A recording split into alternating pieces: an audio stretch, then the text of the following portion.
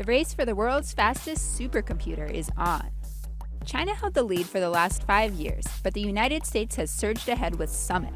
It's a $200 million government-funded supercomputer built for Oak Ridge National Laboratory in partnership with IBM and NVIDIA. But what is a supercomputer?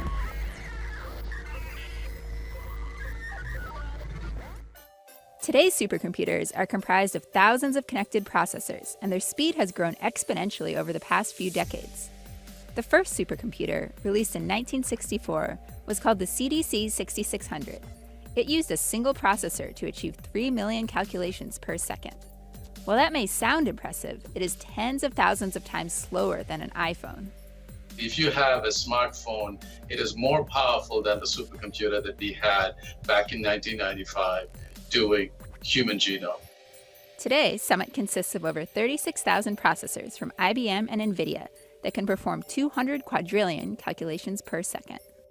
What a typical computer will do in 30 years, this machine will do in an hour.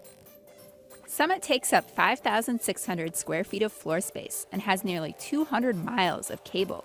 It uses 4,000 gallons of water per minute to stay cool and consumes enough power to run 8,000 homes.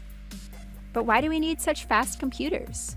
It has tangible results in terms of how it helps society at large. It will translate into better appliances, better security systems, better delivery of power, more efficient homes. Every aspect of life, it'll change.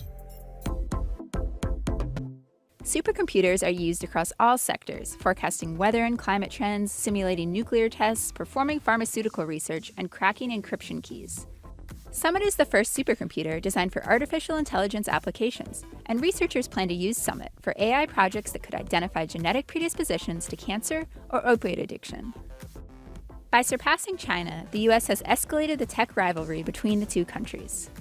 There's no question the race is on. But this is not the space race. This is the race to knowledge. But faster supercomputers are already on the horizon. The European Union, Japan, and China are all developing machines they say will outperform Summit. The next big frontier is exascale computing.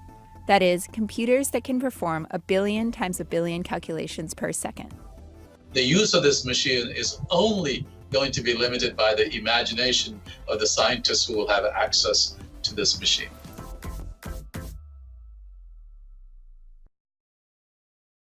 Hey there, thanks for checking out CNBC on YouTube. Be sure to subscribe to stay up to date on all of the day's biggest stories. You can also click on any of the videos around me to watch the latest from CNBC.